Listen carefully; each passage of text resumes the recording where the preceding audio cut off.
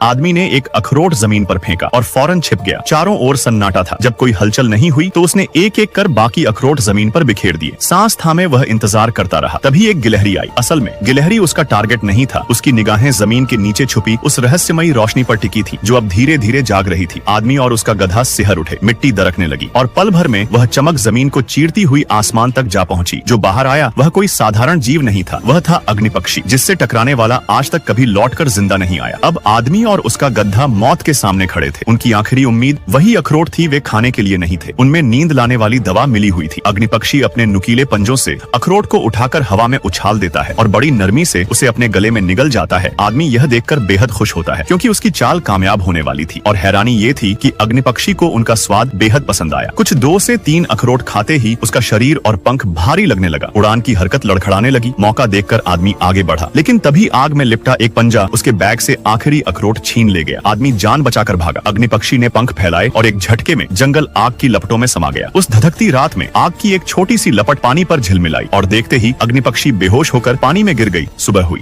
किसी तरह आदमी ने अग्निपक्षी को तार की जाली में कैद कर लिया था। जलता हुआ परिंदा उसे घूर रहा था। तभी उसकी आंखों से एक आंसू टपका। ऐसा लगा जैसे वह बिना शब्दों के आजादी की भीख मांग रहा हो।